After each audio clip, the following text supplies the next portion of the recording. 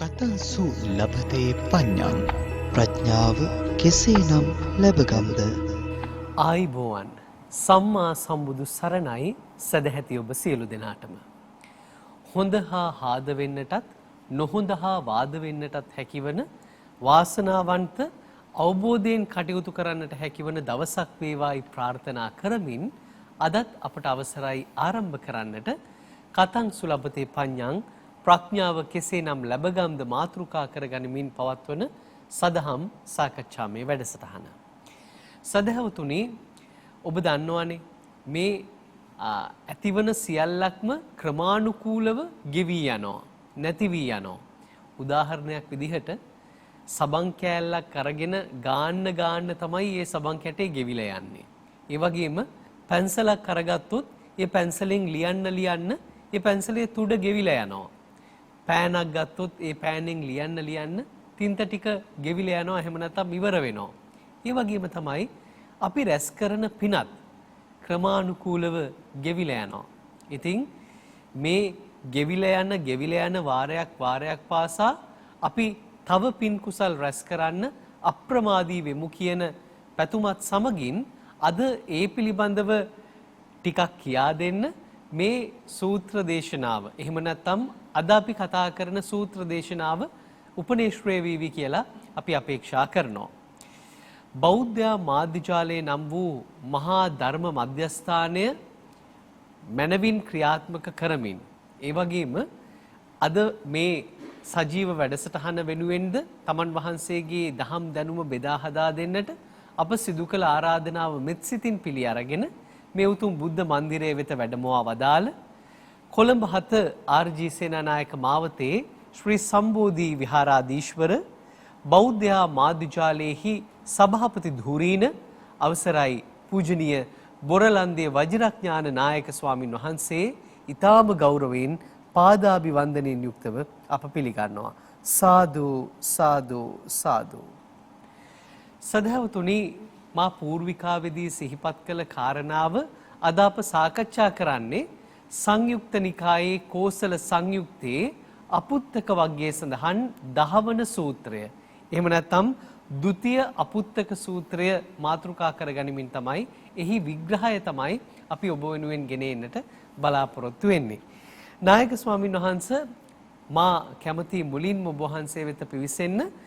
එදා භාග්‍යවතුන් වහන්සේ අභිමුවට කොසල් මහා රජතුමන් දහවල් කාලයේදී පැමිණියාම අපි දන්නවා දිනපතා භාග්‍යවතුන් වහන්සේ මුණ ගැහිලා අවවාද අනුශාසනා ලබාගෙන, එහෙම නැත්නම් දහම් ඕදන් ලබාගෙන තමන්ගේ සිතට නැගෙන තර්ක විතර්ක ඒවා විග්‍රහ කරගන්න භාග්‍යවතුන් වහන්සේ තමන්ගේ කල්යාණ මිත්‍රයා බවට පත් කරගෙන හිටපු කොසල් මහා රජතුමා මේ සූත්‍ර දේශනාවට අනුකූලව දහවල් කාලයේදී පැමිණියාම භාග්‍යවතුන් වහන්සේ විමසනවා කොහේ ඉඳන්ද මේ පැමිණියේ කියලා.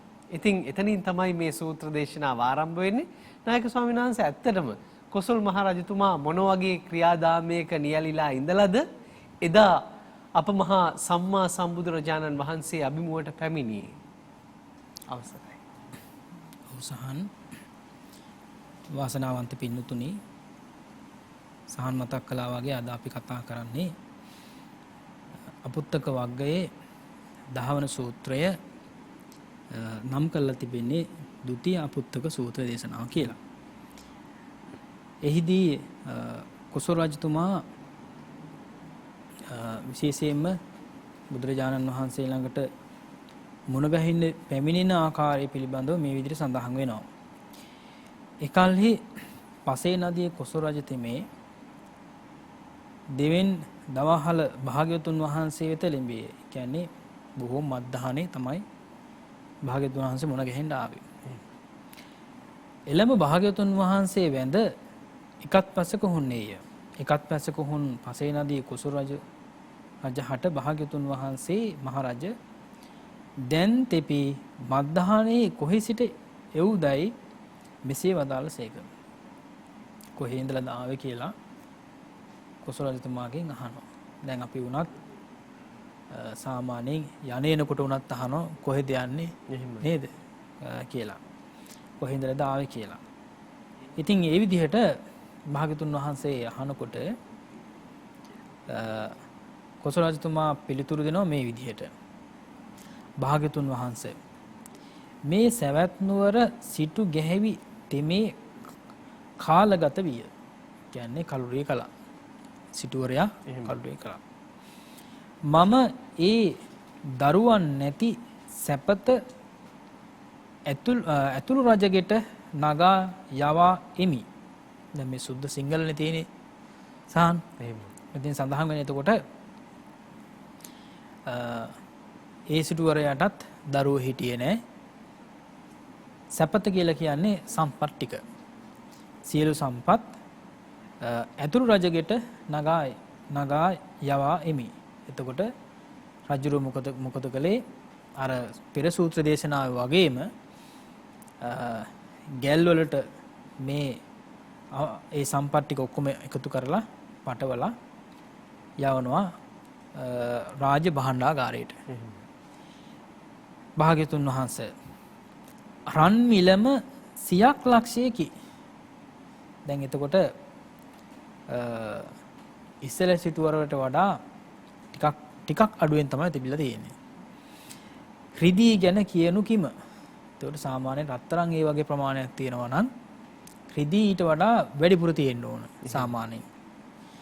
භාග්‍යතුන් වහන්සේ ඒ සිටු ගැහැවියුගේ බත් වැළඳීම මෙබඳු විය.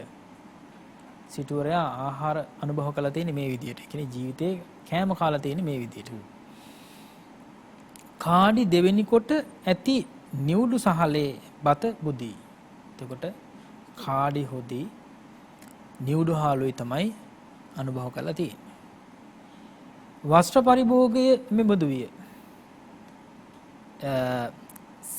සැමනු තුන් කඩක් ඇති හන වැහැරි වතක් දරයි.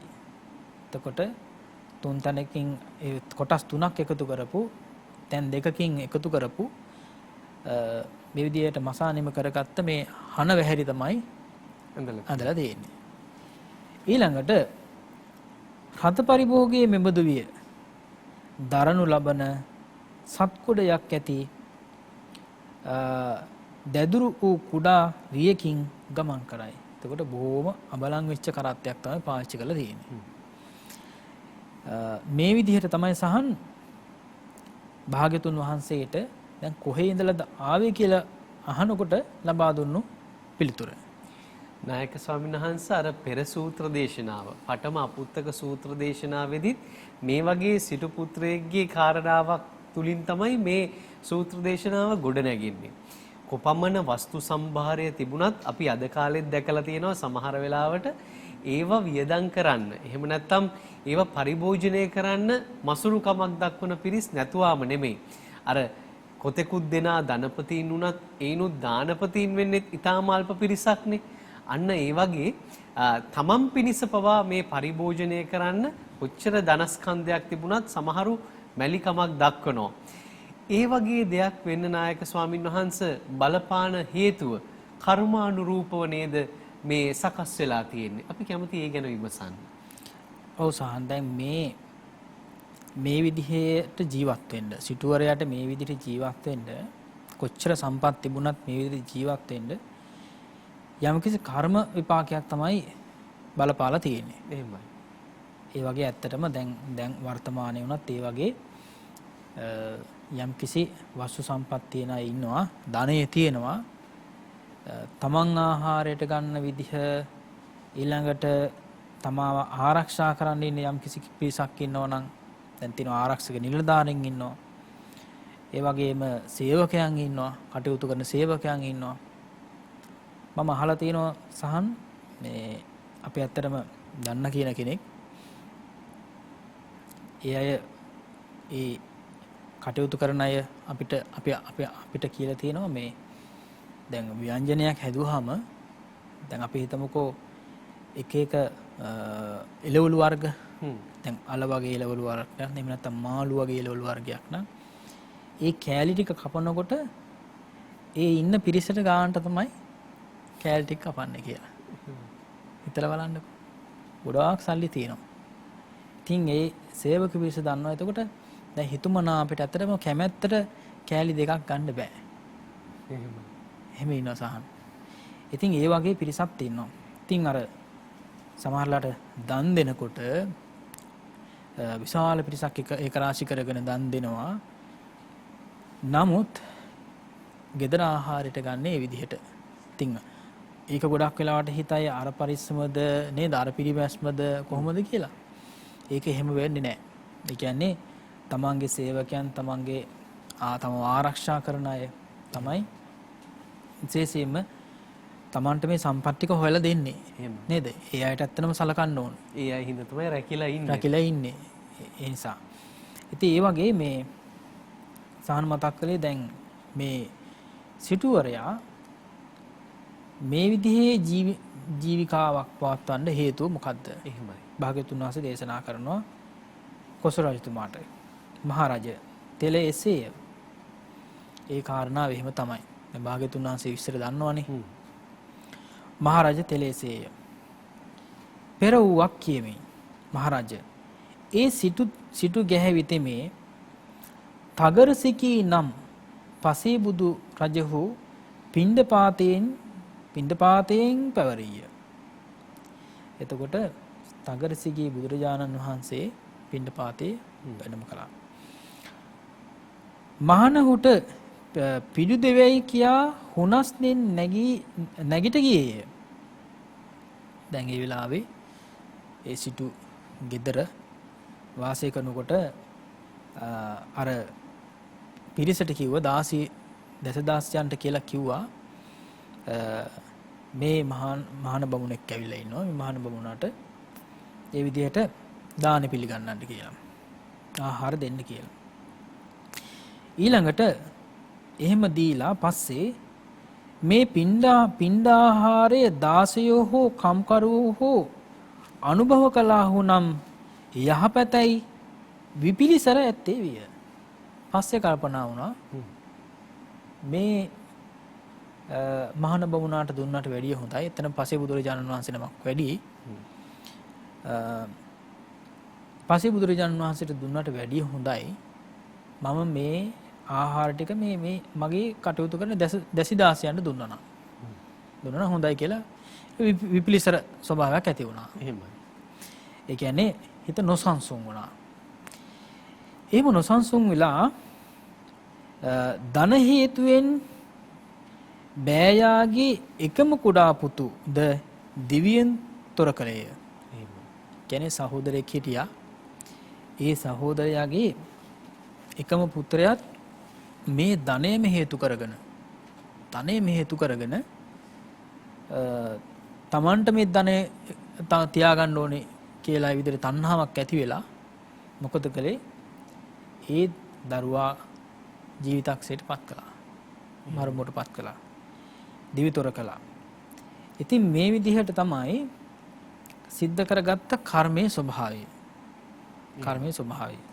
එතකොට ඇත්තටම දැන් මෙතනදී පේනවා දැන් සාමාන්‍යයෙන් හොඳට සම්පත් තියෙන අයත් හොඳ ධනෙ තියෙන අයත් අය අතිනුත් ධනෙ හේතු කරගෙනම පස්පවම සිද්ධ වෙන්න පුළුවන් කියන එක. එහෙමයි. නේද? දැන් මෙතන මිනිස්සෙක් ඝාතනය කළා. ප්‍රාණයන් නිරුද්ධ කළා. ඒ වගේ.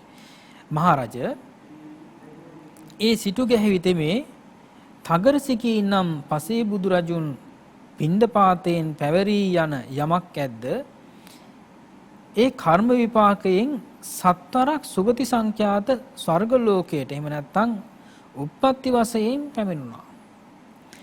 එතකොට අර තගරසිකී පසේ බුදුරජාණන් වහන්සේට පිණ්ඩපාතේ පූජා කරන්නේ කොහොම වුණත් එහෙමයි. නේද? ඒ හේතුවෙන් මොකද උනේ? සත්වතාවක්ම ඒ විදිහට දිව්‍ය ලෝකේ උත්පත්තිය ලැබුවා. ඒ කර්මයෙන්. ඊළඟට ඒ කර්මයාගේම විපාකාවශේෂයෙන් මේ සවැත් නුවරම සත්වරක් සිටුකම් කරවීය. මේ සවැත් නුවරම හත්වතාවක්. ඒ පිනෙන් ඒ විදිහට දිව්‍ය ලෝකේ හත්වතාවක් ඉපදුනා. මනුෂ්‍ය ලෝකේ සිටුවරෙක් වුණා හත්වතාවක්. සහන්. නායක ස්වාමීන් වහන්සේ දැන් එකම කර්මයක් හේතු කරගෙන අපිට පැහැදිලි වෙන්නේ මේ සූත්‍ර දේශනාවට අනුකූලව එකම අවස්ථාවේ නෙමෙයි මේ කර්මය ඵල දෙන්නේ.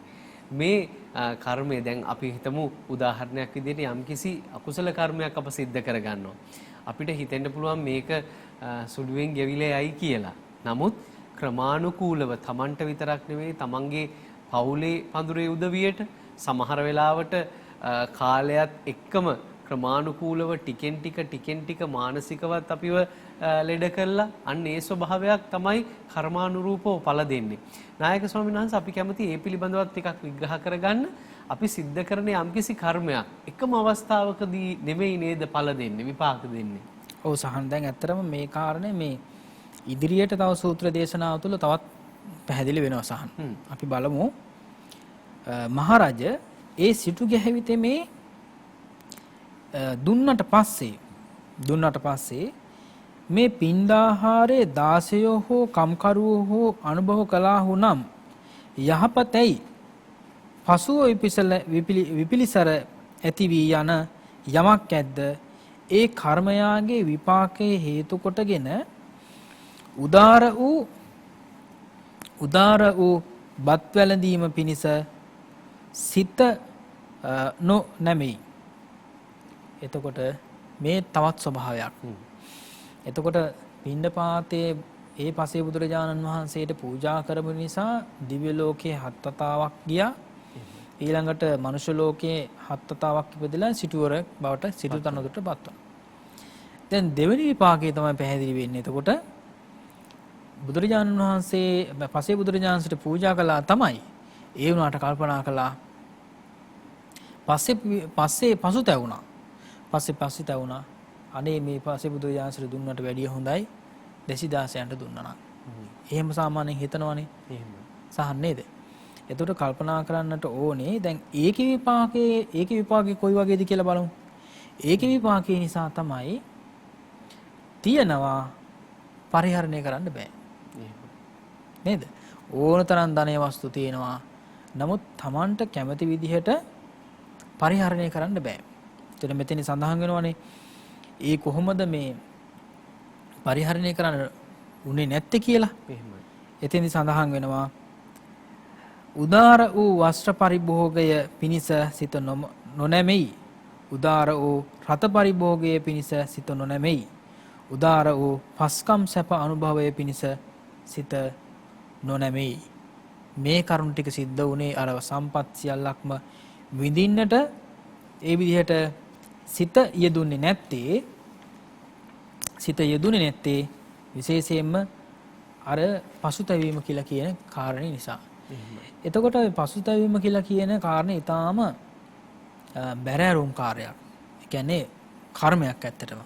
දැන් අපි දන්නවනේ දැන් පසුතැවීම කියලා ගත්තාම මේ විශේෂයෙන්ම අපි ගත්තොත් එහෙම පංච නීවරණ ධර්මයන්ගේ නේද? පංච නීවරණ වලින් කාමච්ඡන්ද, ව්‍යාපාද, තීන මිද්ද, උද්ධච්ච කුක්කුච්ච විචිකිච්ඡා. එතකොට උද්ධච්ච කුක්කුච්ච කියලා කියන තැන නොසන්සුන් බව සහ පසුතැවීම කියලා කියන කරුණු දෙක තියෙනවා. නේද? දැන් උද්ධච්ච කියලා කියන්නේ සාමාන්‍ය හිතේ මේ උඩඟුකම කියලා වගේ එකක් නේ. ඒතර උඩඟුකම ඇති වෙන්නත් හේතුව තමයි එහෙම නැත්නම් පසුතැවීම කියලා කියන එක. ඒතර එතෙන්දී උද්ධච්ච කියලා කියන්නේ නොසන්සුන් බව.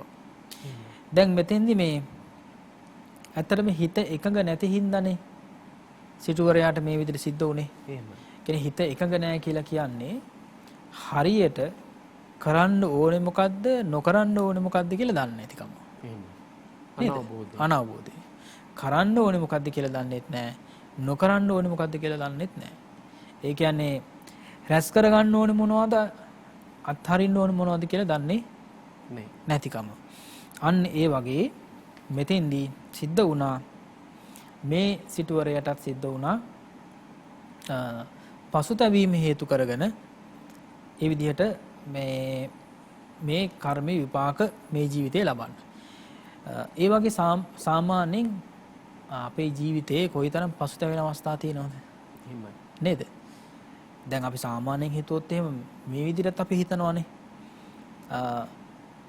මම මෙච්චර කරලා නේද? මම මෙච්චර කරලත් මට මේ අය සලකන්නේ මේ විදියයි. සාමාන්‍ය ස්වභාවයක් නෙමෙයි හිතන එක. නේද? එහෙමයි. එතකොට කතා බහ කරනකොට හරි අපි කොච්චර හොඳට කතා කළත් අපිට කතා කරන විදිහ නේද? ඊළඟට අපි කොච්චර කටයුතු කරලා දුන්නත් අපිට කරලා දෙන විදිහ නේද? ඊළඟට අපි ගැන අපි කොයිතරම් හොඳ විදිහට හිතුවත් ඒ අය අපි කෙරෙහි හිතන විදිහ වෙනස්. අපි කියනවානේ සාමාන්‍යයෙන් අර වතුර යටින් ගින්දර අරගෙන යනවා වගේ කියලා. නේද? එහෙමයි ඉන්නවා කියලා. ඒ හරියට මේ වතුර යටින් ගිනි අරගෙන යනවා වගේ කියලා තමයි කියන්නේ. එහෙමත් අරගෙන යන්න පුළුවන්. එහෙමත් දක්ෂයි. නේද? එතකොට සිසිලස වගේම තමයි දෙන්නේ ගින්නත්. ඒකයි තේරුම. ඉතින් ඒ නිසා අපි කියන්නේ තවත් කතාවක් කියනවනේ සහන් මේ ඔළුව අතගාලා තමයි ටොක්ක්ක් අනින්නේ කියලා. එහෙම කියනවනේ. නේද? හොඳට ඔළුව පිරිමැදලා තමයි ටොක්ක්ක් අනින්නේ. අන්න ඒ වගේ. ඉතින් ඒ නිසා ඒ වගේ ඇත්තරම මේ මිනිස්සු හොයන්න තේරුම් ගන්න අමාරුයි. නේද? ඒ නිසා කොහොම වුණත් යමක් කරනකොට යම් කිසි දෙයක් කියනකොට කතා කරනකොට හරි කතා කිරීමේදී යම් හොඳ දෙයක් කතා කරලා තමන් යම් කිසි විදිහකින් බලාපොරොත්තුවක් ඉතුරු කරනවා මේ අය හැමදාම මට හොඳයි කියයි කියලා. නේද? එහෙම මේ හොඳ බලාපොරොත්තු වෙන්නත් හොඳ නෑ, බලාපොරොත්තු නොවෙන්නත් හොඳ නෑ. එහෙමනේ. නේද? ධර්මානුකූල බැලුවොත් මධ්‍යස්ථව බැලුවොත් එහෙම ඒක තමයි හේතුව. ඒක තමයි අපි කියන්න තියෙන්නේ. ඒ කියන්නේ හොඳක් කරලා හොඳක් බලාපොරොත්තු වෙන්නත් හොඳ නෑ, හැබැයි නොවෙන්නත් හොඳ නෑ. එතකොට බේරිලානේ. එතකොට කරන්න තියෙන්නේ මොකද්ද?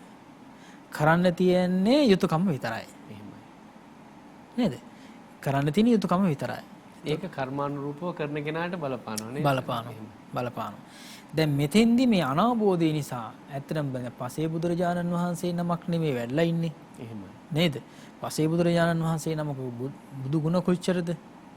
ඒ බුදු ගුණ පිළිබඳ අවබෝධයක් නැහැ සිටුවරයට. ඔව්. ඉතින් ඒ වගේ තමයි අර ඒ ගුණේ සලගාගෙන නෙවෙයි දින්නේ. ඒ නිසා තමයි පසුතැවෙන්න උනේ. පසුතැවෙන්න උනේ. එතකොට යම් කිසි කෙනෙක්ගේ ගුණය දැනගෙන අවබෝධ කරගෙන යම් කිසි දේවල් දෙන එක හරි සලකන එක හරි උපස්ථාන කරන එක හරි ඒ අය කෙරෙහි ඒ විදිහට මෛත්‍රී පූර්වකව කරුණාධ්‍යාසයෙන් බලන එක ක්‍රියා කරන එක ඊටාම වැදගත්. ඉතින් ඒ වගේ. ඉතින් තවත් විදිහට කියනවනේ අපි අර බලාපොරොත්තු වෙන්නේ නැතුව දෙන්න කියලා. යමක් බලාපොරොත්තු වෙන්නේ නැතුව දෙන්න කියලා අපි කියනවා. ඉතින් බලාපොරොත්තු නොවි යමක් දෙනකොට නොලැබුණත් එකයි ලැබුණත් එකයි. අන්න ඒකයි. ඉතින් එimhe හිත හදාගන්න වෙනව කොහොම හරි. නේද සහන්? ඊළඟට මෙතෙන්දී සඳහන් වෙනවා දැන් තුන්වෙනි විපාකය. තුන්වෙනි විපාකයේදී තියෙනවා මහරජ. ඒ සිටු ගැහැවිතෙමේ ධන හේතුවෙන් සොහොයුරාගේ එකම කුඩා පුතු දිවියෙන් තොර කලේ යන යමක් ඇත. සහෝදරගේ දරුවා තමයි වෙන ඇති කරලා තියෙන්නේ. ඒතර පරම්පරාවෙන් මේ තමන්ගේ ධනය හිමි වෙයි කියලා. ඊළඟට මේ හේතුවෙන් තමයි ඒ කර්ම විපාක වශයෙන් තමයි ඒ කර්ම විපාකයෙන් බොහෝ ගණන් අවුරුදු බොහෝ සිය ගණන් අවුරුදු බොහෝ දහස් ගණන් අවුරුදු බොහෝ සිය දහස් ගණන් අවුරුදු නරකයේ පැසුනේය. නිරයේ තමයි පැසෙන සිද්ධ වුණේ. එතකොට ඉතින් සඳහන් වෙනවා සිය දහස් වතාවක් නේද? සිය දහස් වතාවක් අවුරුදු ඒ විදිහට නරකයේ පැසෙන්න සිද්ධ වුණා කියලා කියනවා. ඒ කියන්නේ ප්‍රාණඝාතයේ අකුසලයේ මිනිස්සෙක් ඝාතනය කිරීමේ අකුසලය. ඊළඟට ඒ කර්මයාගේම ඉතිරි විපාකයේ වශයෙන් මේ සත්වැනි දරුවන් නැති වස්තු සමූහය රාජ කොෂ්ඨාගාරයට ඇතුළු කෙරෙයි. එතකොට ඒ විපාකයෙන්ම තමයි ඒ විපාකයේ තවත් අතුරු ප්‍රතිඵලයක් විදිහට තමයි මේවා රාජසන්තක උනේ. මොකද අර ධනයටනේ කැමැත්තක් ආසාවක් තිබුණේ. ඒ ධනයට ආසාවෙන් තමයි මිනිස්සෙක් ඝාතනය කළේ. මිනිස්සයා ඝාතනය කරපු එකේ විපාකේ වෙනම දුන්නා. අර ධනයට කැමැති එකේ විපාකේ වෙනම දුන්නා. එතකොට බොහොම සියුම් මේ කර්ම විපාක කියලා කියන එක. ඊළඟට මහරජ ඒ සිටු ගැහැවියුගේ පැරණි පින ගෙවි ගිය. එතකොට පරණ පිනක් මේ ගෙවිලා ගියා. ඒ ගෙවිලා ගිහිල්ලා අලුත් පිනෙක්ද රැස් නොකරන ලද්දේ. අලුත් පිනක් රැස් කරගත්තෙත් නැහැ. එතකොට ඒ විපාක ටික කර්මානුරූපව වින්ද මේ ජීවිතේ. හැබැයි නැවත පින්කමක් කරගත්තෙත් නැහැ. මහරජ අද සිටු ගැහැවිතේ මේ මහා රෞරව නරකයෙහි පැසේ යයි. ඒ විදිහට භාග්‍යතුන් වහන්සේ එසේද කියලා අහනවා. එහෙමද කියලා අහනවා කොසල් රජතුමා. මහා රෞරවය කියලා කියන නරකයේ තමයි උත්පත්තිය ලැබුවේ. ඊළඟට සිටු ගැහැවිතේ මේ මහා රෞරව නරකයට උත්පත්ති වශයෙන් පැමිණේද මහරජ එසේය සිටු ගැහැවිතේ මේ මහා රෞරව නරකයට පැමිණේය. මේකෙන් පැහැදිලි වෙනවා සහන් මතක් කළා වගේ එක කර්මයකට තමයි මුහුණ දුන්නේ. එක ක්‍රියාවකට තමයි මුහුණ දුන්නේ. එක අවස්ථාවකට තමයි මුහුණ දුන්නේ. ඒ එක අවස්ථාව එක ක්‍රියාව විපාක දෙනකොට ඒ විදිහට නොඑක් විදිහට විවිධාකාරයෙන් තමයි විපාක දීලා තියෙන්නේ. සහන් නායක හඳුනේ දැන් මේ පිළිබඳව ඔබ වහන්සේ සඳහන් කරද්දී ඒ බුද්ධ දේශනාවට අනුකූලව අද කාලේ ඇතැම් දේවලුත් අත්දැකීමුත් අපට සිහිපත් වෙනවා. දැන් බොහෝ දෙනා ඉන්නවා තමන්ගේ රාජකාරිය වශයෙන් කරන්නේ කෙනෙක්ව මරන්න අනුබල දෙන එක. එහෙම නැත්නම් මස් පිනිස සත්තු මරණ එක. එහෙමත් නැත්නම් දුරාචාරය හැසිරෙන්න යම්කිසි ලෙසකින් ඊට අනුබල ලබා දෙන එක.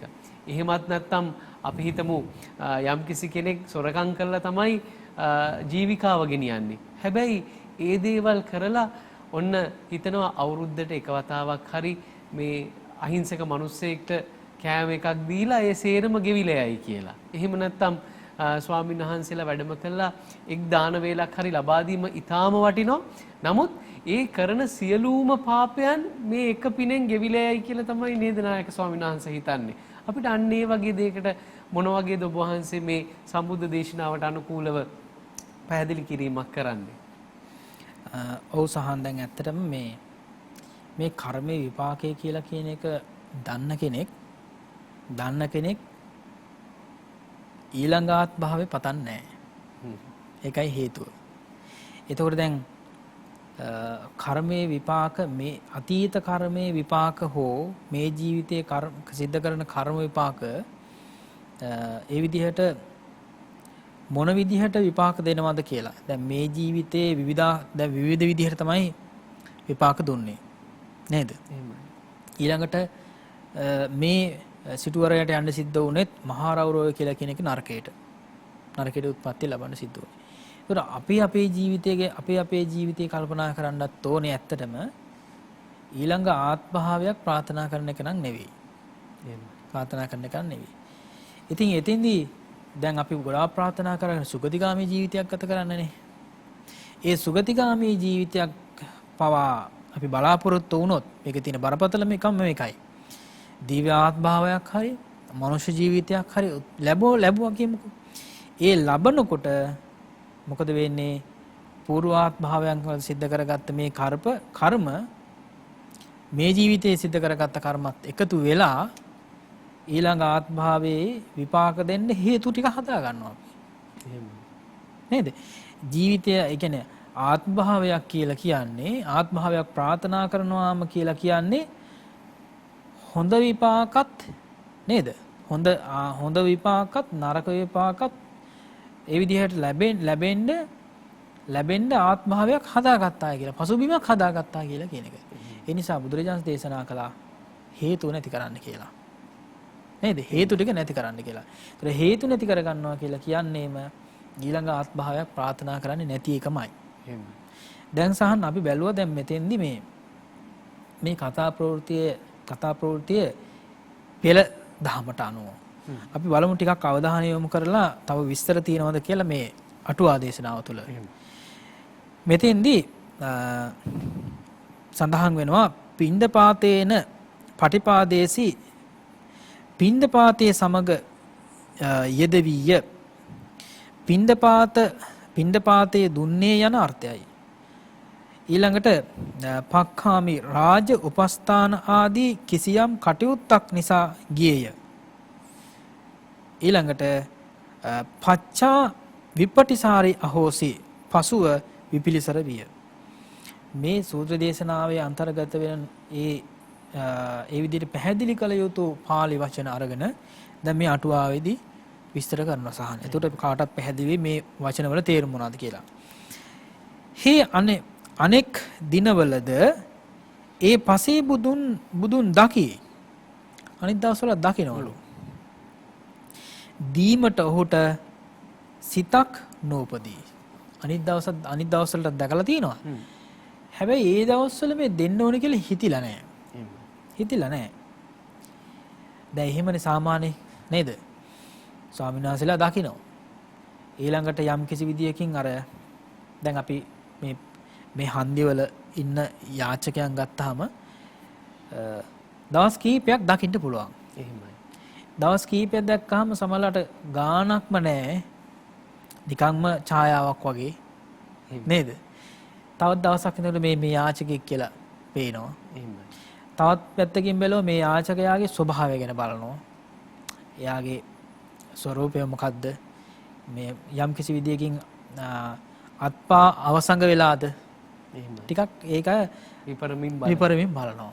කියන්නේ ඒ කරුණාව කියලා කෙනෙක් උපදින විදියනේ. ඒ කියන්නේ කම්පණය වෙන විදිය. නේද?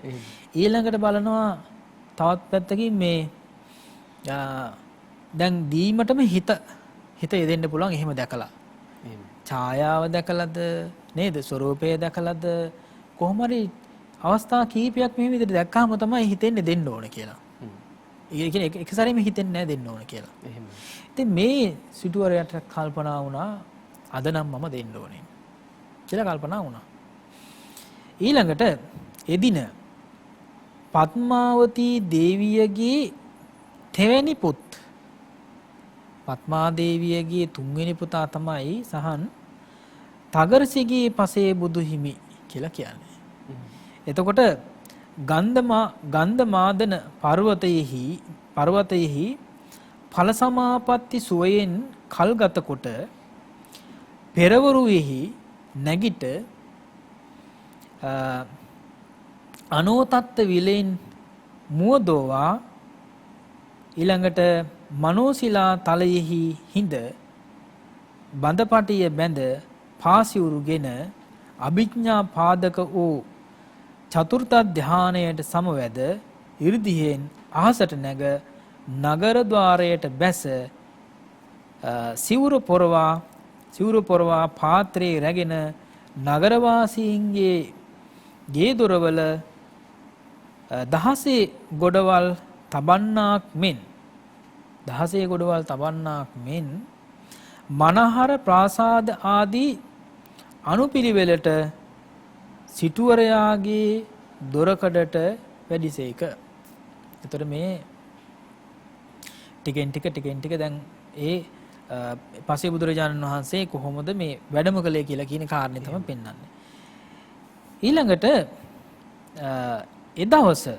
එදවසද සිටුවරයා අලුයම නැගිට ප්‍රනීත භෝජන අනුභව කොට ගෙයි දොරකඩ අසුනක් පනවාගෙන දත් අතර සෝදමින් සිටියේ වෙයි. එහෙමනේ. දැන් දත් පිරිසුදු කර කර තමයි හිටියේ. සාන්. හේ පසේ බුදුන් දැක ඒ දිනෙහි අලුයම අනුභව කොට සිටි බැවින් දාන චිත්තය උපදවා භාර්යාව කැඳවා. දැන් ආහාර අනුභව කරලා හිටියේ. අනුභව කියලා හිටියේ නැත්තම් සමාලලට වෙන හිතක් පාල වෙන්න ඉඩ තිබ්බා. නේද? දැන් ඔන්න හිතුණා ඒ තරම් පැහැදීමක් නැති හින්දා දැන් මම කාලානේ ඉන්නේ. නේද? කාලා කෑවට පස්සේ දුන්නට කමක් නැහැ. එමෙ හිතෙන්න ඇති. ඊළඟට භාර්යාව කැඳවා මේ ශ්‍රමණයාට පින්දපාතේ දෙවයි කියා පිටත්ව ගියේ. සිටුවරයාගේ බිරිඳ මෙසේ සිතුවාය. මා විසින් මෙපමණ කලක් මොහුට දෙවයි යන වචනයක් නොයසූ විරුය. මෙච්චර කාලයකට සිටුවරයා එහෙම දෙන්න කියලා අහලම නැහැ. එහෙමයි. නේද? අද තමයි ඇහුවේ දැන් පළවෙනි වතාවට මේ විදිහට දෙන්න කියලා වචනේ. අද දෙවන්නේද එසේ මෙසේ කෙනෙකුට නොවේ. ඒ භාර්යාව දැනගට හිටියා පසේ බුදුරජාණන් වහන්සේ නමක් කියලා. රාග, ද්වේෂ, මෝහ පහ වූ කෙලෙස් බැහැරලු බර බහා තැබූ පසේ බුදුවරයෙකුට දෙවයි. මේ දෙයක් නොදී ප්‍රනීත පින්දපාතයක්ම දෙමි ගෙහින් නික්ම පසේ බුදුරජාණන් වහන්සේට පසක පිහිටුවා වැඳ පාත්‍රයේ රැගෙන නිවස තුල පැන වූ අසුනක වඩා හිඳුවා සුපිරිසිදු වූ ඇල්හාලේ බත්තනා ඊට අනුරූප වූ ව්‍යංජන සූපද සකස් කර පාත්‍රය පුරවා පිටත සුගන්ධයෙන් අලංකාර කොට පසේ බුදුගේ අත්හි තබා වැන්දාය. පසේ බුදුහුද අනෙක් පසේ බුදුවරුන්ටද සංග්‍රහ කරන්නෙමි නොවලඳාම අනුමෝදන් කොට වැඩිසේක. සිද්ධ වුණේ කොහොමද? දැන් පසේ බුදුරජාණන් වහන්සේ වැඩියේ කල්පනා කළා දැන් මේ සිටුවරයා කාලේ ඉදුල් කරලා තිබුණේ එහෙම දීලා එහෙම පූජා කළා හරියන්නේ නැහැ.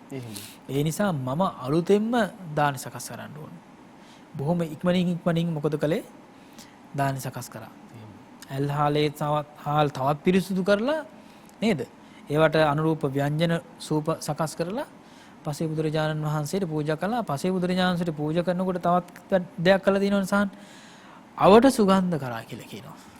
දැන් අපි ඇත්තටම දැන් බුදුරජාණන් වහන්සේට යම්කිසි දහවල් කාලේ පවා අපි පූජා කරනකොට දහවල් දානේ පූජා කරනකොට හරි දේ කාලේ හරි පූජා කරනකොට මේ අපි පාවට සුවඳවත් කරනවානේ. එහෙමයි. සුවඳ දුමින් නේද?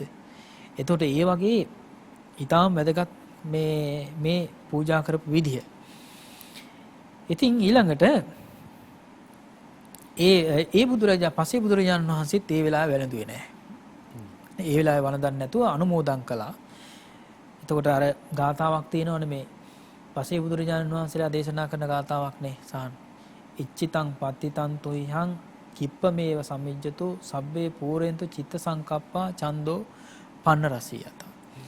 එතකොට කියන්නේ මේ දානේ පූජා කරපු අයගේ යම් කිසි ප්‍රාර්ථනාවක් තියෙනවා නම් එතකොට පුරා හඳ වලාකුළු වලින් ඈත්මෑත් වෙලා ආලෝකමත් කරනවා වගේ මේ අයගේ ජීවිත ආලෝකමත් වේවා කියලා තමයි පසේ බුදුරජාණන් වහන්සේලා අනුශාසනා කරන්නේ. එතකොට පසේ බුදුරජාණන් වහන්සේලා අනුමෙවෙනි ධර්ම දේශනා කරන්නේ නැහෙනි පිළිවෙලට. නේද? දේශනා කරන්නේ. ඒකට හේතුව තමයි පසේ බුදුරජාණන් වහන්සේලා චතුරාර්ය සත්‍ය ධර්මයන් දන්නේ නැති නිසා නෙවෙයි නිසා. එහෙමයි. නේද? පසේ බුදුරජාණන් වහන්සේ නමක් වුණේ චතුරාර්ය සත්‍ය ධර්මයන් අවබෝධ කරගෙන. නමුත් ඒ එකල උපදින මිනිසයන්ට ඒ ධර්මය අවබෝධ කරගන්න තරම් චතුරාර්ය සත්‍ය ධර්මය අවබෝධ කරගන්න තරම් පිනක් කුසලයක් උපදවා ගන්න පුළුවන් කමක් නැහැ. ඒ කියන්නේ විදර්ශනා නුවණ පහළ කරගන්න තරම් නුවණක් නැහැ. මේ වගේ පින්කම් කරගන්න පුළුවන්. මේ වගේ පින්කම් කරගන්න පුළුවන්. නමුත් පිනට වඩා එහා ගිය චතුරාර්ය සත්‍ය ධර්මයන් වැනි ගාම්භීර ඒ විදිහට ධර්මාඥානයක් උපදවා ගන්න ශක්තියක් නැහැ. ඒ සිටුවරයාද බහැර සිට එන්නේ පසේ බුදුරජාණන් වහන්සේ දැක අප ඔබ වහන්සේට පිණ්ඩපාතේ දෙන්නයි කියා ගියා. ලැබුණිද? දැන් අහනවා. දැන් පසේ බුදුරජාණන් වහන්සේ වැඩම කරන්න ඉස්සෙල්ලා සිටුවරයා ගෙදරට ආවා. සිටුවාරයාණනි එසේ ලැබිනි කී කල්හි බලන්නෙමි බෙල්ල උස්සා බැලිය. බැලුව පාත්‍රයේ දිහා කොහොමද කියලා. නේද? ඉබිල බැලුව පාත්‍රයේ අපේ භාර්යාව කොහොමද මේ දානේ පූජා කරලා තියෙන්නේ? සැකයි. මොනවද පූජා කරලා තියෙන්නේ කියලා. සැක උපදවාගෙන බැලුවා. එහෙම බැලුවට පස්සේ එවිට පිණ්ඩපාත සුවඳ මතු වී ඔහුගේ නාසා පුටයට වැදුනේය. කවදාවත් මෙහෙම ආහාරයක් එයා ඒ සිටුවරයා අනුභව කරලා නැහැ. නේද? එතකොට ඒ නිසා හේ සිත සංයම කර ගැනීමට අපෝසත් වූයේ පසුව විපිලිසර විය. හිතේ තියෙන අර සංයමය මං කිව්ව අර උද්දච්ච කියලා නොසන්සුන් බව කියලා නේද? ඒ බව නැති වුණ නිසා නොසන්සුන් වෙච්ච නිසා තමයි විපිලිසර බවක් හේවත් පසුතැවීමක් ඇති වෙන්නේ. නේද? සංසුන් නැති නිසා තමයි පසුතැවෙන්නේ. ඒ නිසා තමයි උද්දච්ච කුක්කුච්ච කියලා කියන නීවරණ එකට තියෙන්නේ. මේ විදිහට. ඊළඟට මේ විදිහට හිත හදා ගන්න බැරි වුණා. විපිලිසර බවක් ඇති වුණා. කියන පසුතැවීමක් හිත වුණා. මට මගේ භාර්යාව කණ්ඩ දෙන්නේ මේ විදිහට නේද? එහෙමයි. නමුත් පසේ බුදුරජාණන් වහන්සේට මේ විදිහටයි පූජා කරලා තියෙන්නේ කියලා. ඊළඟට විපිලිසර උපන් ආකාරයේම දැක්විය. ඒ කියන්නේ සාමාන්‍යයෙන් නිකන් හිටියේ නෑ.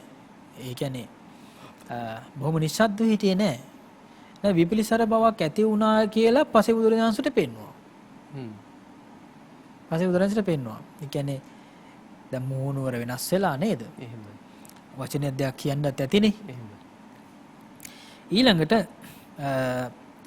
මෙතන සඳහන් වෙන සහෝදරයා දැන් මේ විදිහට තමයි පළවෙනි පාප කර්මය කරගත්තේ. ඒ කියන්නේ පසුතැවීමක් ඇති කරගත්තා. හිත පහද ගන්න බැරි වුණා. හිත පහද ගන්න බැරි වුණා. ඒ පින අනුමෝදන් වෙන්න බැරි වුණා. ඒක තමයි පළවෙනි කර්මය. ඒක සාමාන්‍යයෙන් අපිට හිතෙන්නේ මේ බොහෝම මේ විපිලිසර බවටපත් වෙනවා කියලා කියන්නේ එහෙම නැත්නම් අර දැන් සමහරලාට ඒ බුදුරජාණන් වහන්සේට බැනමෙදිලත් නැහෙනි සහන්. නේද? දැන් මේ හිතේ විපිලිසර බවක් ඇති වුණා ඒක පෙන්නවා. ඒ වෙලාවේ දැන් සමහර වෙලාවට ඔය පින්නපාතේ ගෙනියන්න එපා ඔය කැම ටික ගෙනියන්න එපා කියලා උදුර ගන්නත් තිබුණා නිසා. එහෙම කළේ නෑනේ. නේද? විපිලිසර බවක් තමයි විතරයි ඇති කරගත්තේ. ඊළඟට ඒ හේතුව නිසාම ඒ විදිහට මේ විශේෂයෙන්ම ඒ සිටුවරයා පළවෙනි කර්මය සිද්ධ කරගත්තා. සාහන අහලා තියෙනවනේ අපේ මහා කාශ්‍යප මහරහතන් වහන්සේ පසේ බුදුරජාණන් වහන්සේගේ බොහොම ඒ විදිහට සමාන රූපයක් නෙතිබුණේ නේද? සමාන රූපයක් තිබුණේ. දෙතිස් මහා පුරුෂ ලක්ෂණ වලින් ලක්ෂණ 6ක් පිළිහිලා තිබුණා මහා කාශ්‍යප මහරහතන් වහන්සේට. ඒතර උසින් සමයි සාමාන්‍යයෙන් ප්‍රමාණයෙන් අඩු. පොඩි ප්‍රමාණයක් අඩු. එතකොට භාග්‍යතුන් වහන්සේ ඈතින්දලා වඩිනකොට දකින්න ස්වභාවයම තමයි මහා කාශ්‍යප මහරහතන් වහන්සේ ඈතින්දලා වඩිනකොට මිනිස්සු රැවටෙන්නේ. ඉතින් එහෙම ඇත්තටම මිනිස්සු රැවටුණා. එහෙම ඒ එක්තරා අවස්ථාවකදී උපාසකම්ම කෙනෙක් දැන් බුදුරජාණන් වහන්සේට පැහැදිලා. කියන්නේ අපේ භාග්‍යතුන් වහන්සේ තමයි අපි මම මේ පිණ්ඩපාතේ පූජා කරන්නේ. නේද? ඒ කියන්නේ මහා කාශ්‍යප මහරහතන් වහන්සේට පැහැදිලා. මහා කාශ්‍යප මහරහතන් වහන්සේට පැහැදිලා ඉඳලා මහා කාශ්‍යප මහරහතන් වහන්සේට දානේ පූජා කරන්න තමයි බොහෝම කැමැත්තෙන් හිටියේ. කැමැත්තෙන් හිටියේ.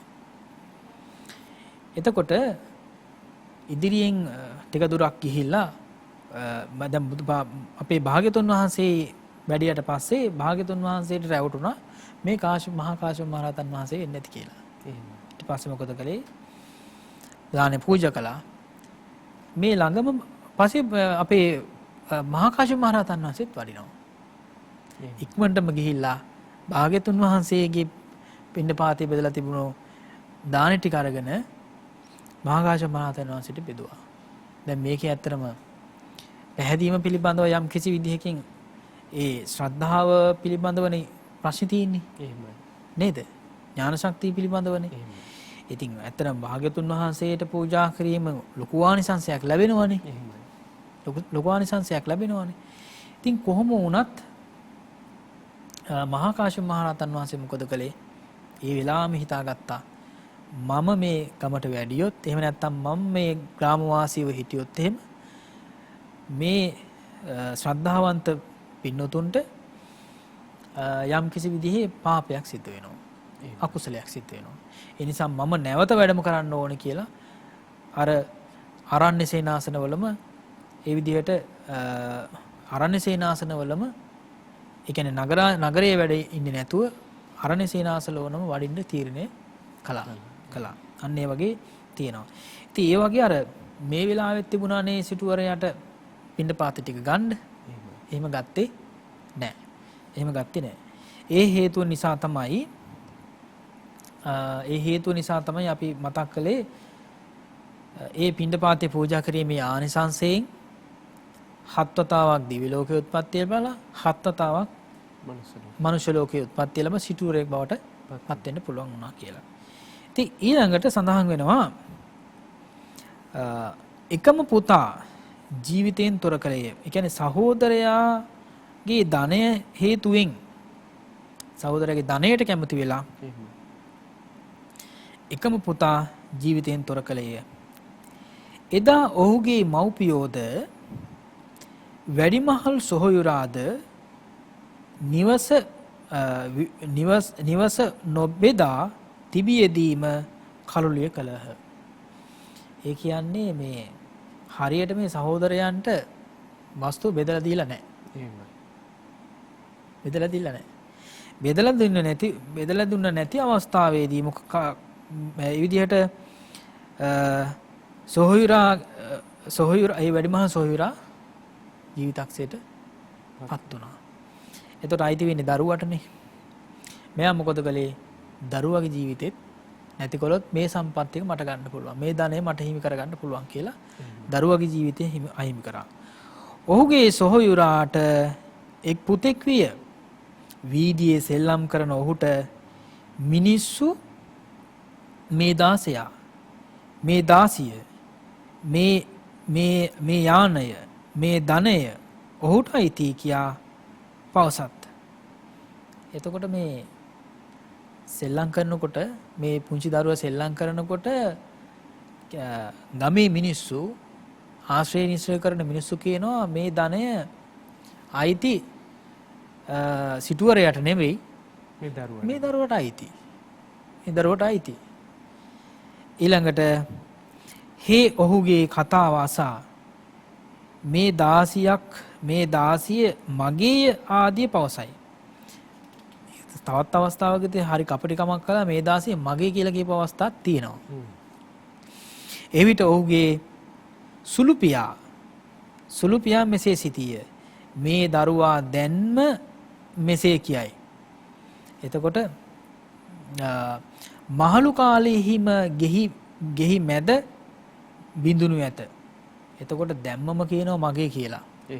නේද? දැම්මම කියන පුංචි කාලෙම කියනවා මගේ කියලා.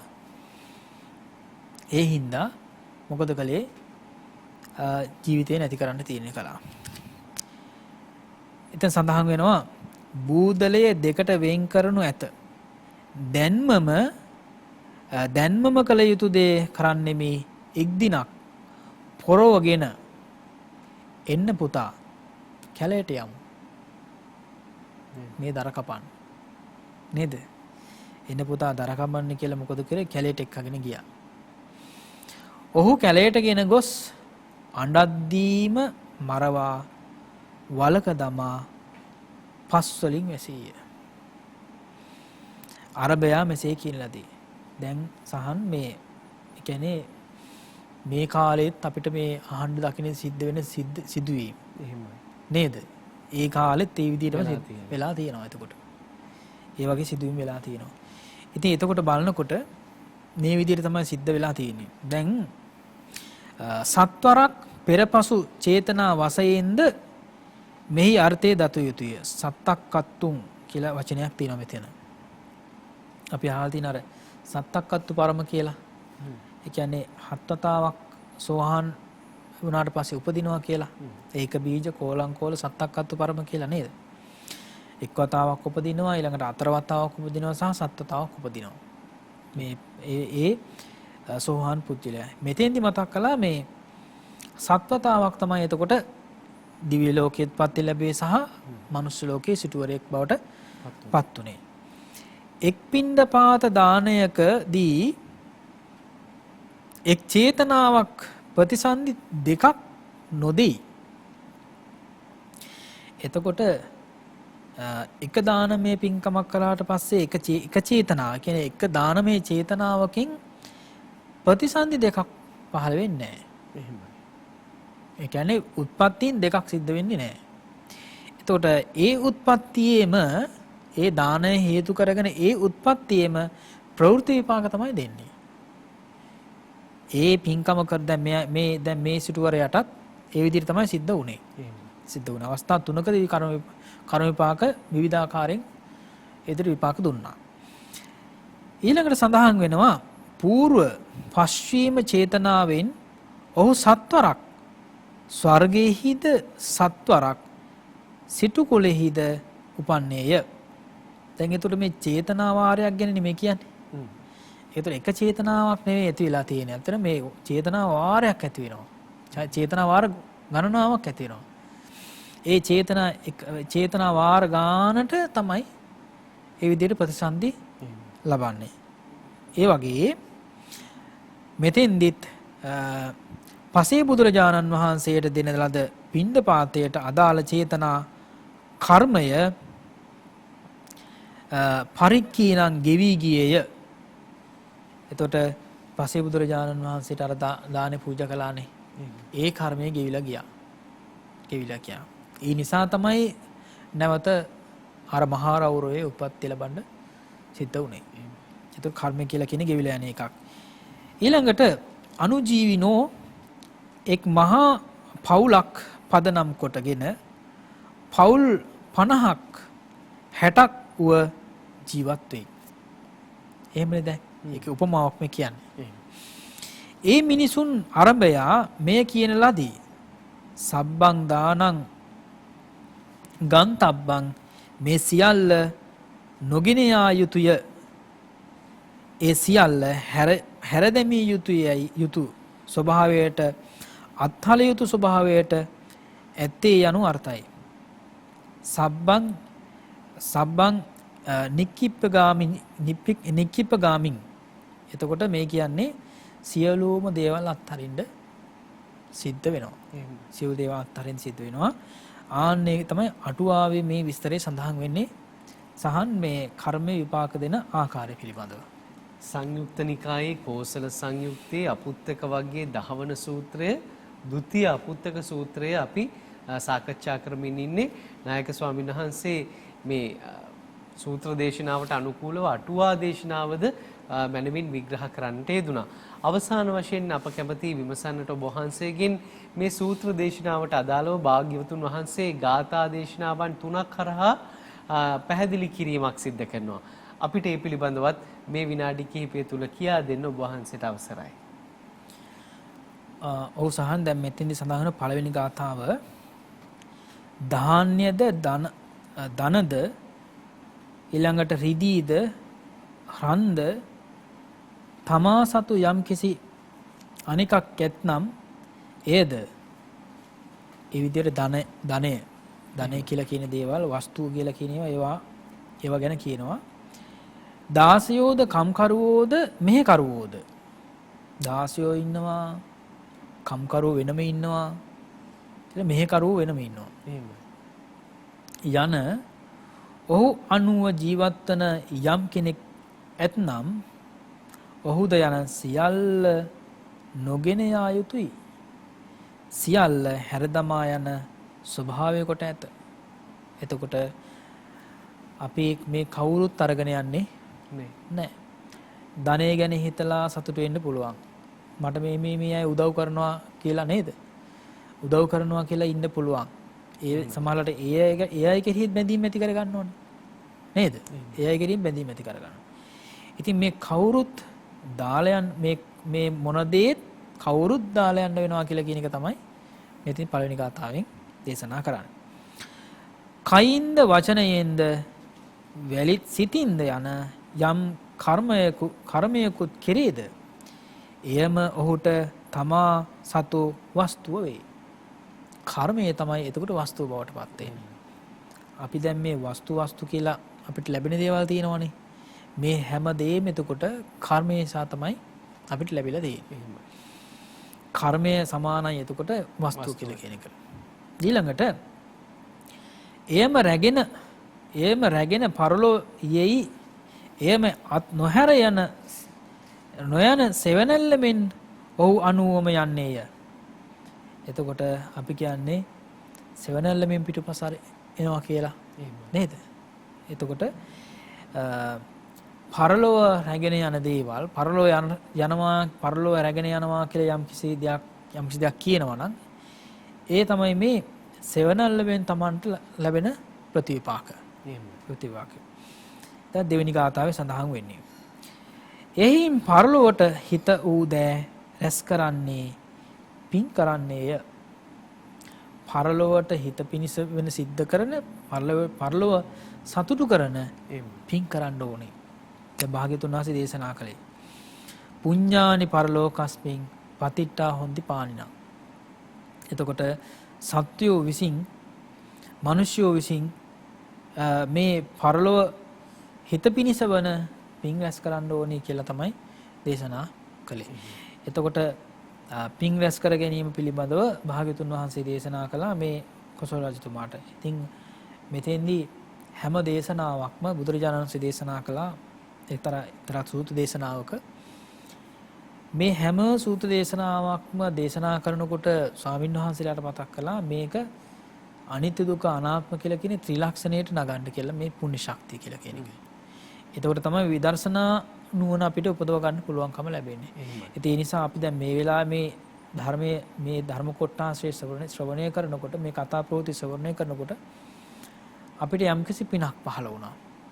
ඒ කියන්නේ අපි නොදන්න දෙයක් දැනගත්තට පස්සේ ඒ විදිහට දැන් අපි කල්පනා කළොත් එහෙම එක දානමය පින්කමකට අපි යනවා කියලා හිතන්නකෝ. නේද? එහෙම නැත්නම් කරනවා හරි එහෙම නැත්නම් සහභාගී වෙනවා හරි කියලා හිතන්නකෝ. බලන් ඉන්නකොට කොච්චර දේවල් හිතෙනවද? නේද? කොච්චර දේවල් හිතෙනවද? සමහරවිට හිත හැදෙන්නේ ටිකක් වෙලා ගියාට පස්සේ. නේද? ටිකක් වෙලා ගියාට පස්සේ තමයි හිත හැදෙන්නේ. එතකොට වටිනා කියන දේවල් අනේ මේවා මට තිබ්බොත් හොඳයි කියලා හිතෙනවා. නේද? එහෙම හිතෙන්නේ පස්සේ තමයි අනේ එහෙනම් මේක පූජා කළාම ප්‍රතිඵල ලැබෙනවා කියලා. ඒ නිසානේ බුදුරජාණන් දේශනා කළේ දානමය පින්කම සිද්ධ කළාට පස්සේ අනුමෝදනාව කරන්න කියලා. නේද? භක්තගේ අනුමෝදනය කියලා. ඒ විදිහට පින්ඩපාතේ එහෙම නැත්නම් දානේ වැළඳුවාට පස්සේ අනිවාර්යයෙන්ම ඒ අනුශාසනාව සිද්ධ කළා ඒ පුණ්‍ය ශක්තිය වඩා වර්ධනය කරන්න කියලා බුදුරජාණන් දේශනා කළා. ඒ නිසා මේ තුලිනුත් අපි යම්කිසි ධර්ම කොටාසයක් ශ්‍රවණය කරලා ධර්මඥාන අපි දියුණු කරගත්තා. කර්මයේ ධර්මයේ ක්‍රියාත්මක කරන ආකාරය ඒ විදිහට අපි දැන කියාගත්තා. ඉතින් මේ සිටුවරයා තාම මහා රෞරවයේ වාසය කරනවා නම් මේ මහා රෞරවයේ වාසය කරන මේ සිටුවරයා හින්දා අපි ධර්ම කාරණා ඉගෙන ගත්ත නිසා. එහෙමයි. නේද? තාම ඉන්නවා නම් මේකෙන් අත මිදෙන්න ඕනේ මේ අපි රැස් කරගන්න පුණ්‍ය ශක්තිය හේතු කරගෙන. ඒ වගේම තමයි කොසල් රජුරුවොත් නේද? කොසල් රජතුමාත් පසේ බුදුරජාන් වහන්සේ නමක් බවට පත් වෙනවනේ. ඒ විදිහට.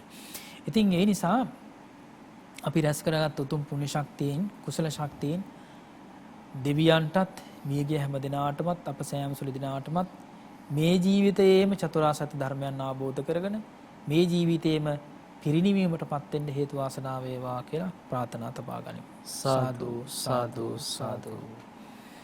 අද අපේ නායක ස්වාමීන් වහන්සේ සංයුක්ත නිකායේ කෝසල සංයුක්තේ අපුත්තක වර්ගයේ ဒုတိ අපුත්තක සූත්‍ර දේශනාව තමයි අපට විග්‍රහ කර දුන්නේ. ඉතින් සදහවතුනි අපේ ජීවිතයේම ගෙවි යන ස්වභාවයෙන් යුක්තයි. ඒ වගේම අපි රැස් කරන පිනත් ගෙවි යනවා ඒ විදිහටම. ඒ නිසා අපි අප්‍රමාදීව නැවත නැවත පින් කුසල් රැස් කරන්නට උත්සාහවන්ත වෙමු කියන පණිවිඩයත් සමග අද අපි කතං සුලබතේ පඤ්ඤං සජීව වැඩසටහනෙන් සමාප්තිය සනිටුහන් කරන්නට බලාපොරොත්තු වෙන්නේ. තව දින දෙකකින් සිංහල අලුත් අවුරුද්ද උදා වෙනවා. ඉතින් අපි ප්‍රාර්ථනා කරන්නට බලාපොරොත්තු වෙනවා මේ එළඹෙන අලුත් අවුරුද්දේ ඔබ සියලු දෙනාගේම සුවයහපත් ප්‍රාර්ථනාවන් සමුර්ධමත් වෙන්නට ඕනේ. ඉතින් ඒ වෙනුවෙන් සැකසූ විශේෂ වැඩසටහන් ගොන්නක් අපි බෞද්ධ රූපවාහිනියෙන් සහ බෞද්ධ ගුවන්විදුලිය තුලින්ද ඔබ වෙනුවෙන් තිලින කරන්නට අපේක්ෂා කරනවා. ඒ වගේම ධර්ම දේශනාවන් විසුරුවාලන අතරවාරේ ඒ නැකත් චාරිත්‍ර අපහා සමග ඉෂ්ට සිද්ධ කරන්න ආධ්‍යාත්මික ගුණ වගාවෙන් යුක්තව අපහා සමග ඉෂ්ට සිද්ධ කරන්නට බෞද්ධ රූපවාහිනිය සමග බෞද්ධ ගුවන්විදුලිය සමග ඔබට රැඳෙන්නට ආරාධනා කරනවා. එසේනම් අද මේ සදහම් කතිකාව වෙනුවෙන්ද වැඩමෝමින් ඒ වගේම බෞද්ධ මාධ්‍යාලයේ නම් වූ මේ මහා මාධ්‍ය වනස්පතියෙහි වර්තමාන නියමුවාණන් වහන්සේ විදිහට කටයුතු කරන කොළඹ හත ආර්.ජී. සේනානායක මාවතේ ශ්‍රී සම්බෝධි විහාරාධීශ්වර බෞද්ධ මාධ්‍යාලයේහි සභාපති ධුරීන අවසරයි පූජනීය බොරලන්දේ වජිරඥාන නායක ස්වාමින් වහන්සේ ඔබ වහන්සේටද මේ සිදු කරන උදාරතර කුසල් සම්භාර ධර්මයන්ගේ ආනුභාව බලයෙන් ඔබ වහන්සේටද සම්පූර්ණයෙන්ම නිවීම පිණිස කායිකවත් මානසිකවත් නිවීම පිණිසම මෙපින් දහම් එකලෙසම හේතු වේවා වාසනාව වේවා කියලා අපි ඊට සිතින් ප්‍රාර්ථනා කරනවා. සාදු සාදු සාදු. එසේනම් සදහවතුනි ඔබ සියලු දෙනාටමත් නිදුක් නිරෝගී සුවපත් හෙට දවසක් ප්‍රාර්ථනා කරමින් අදට සමුගන්නවා කතං සුලබතේ පඤ්ඤං සජීව වැඩසටහනෙන්. ඔබ සැමට සම්මා සම්බුදු සරණයි.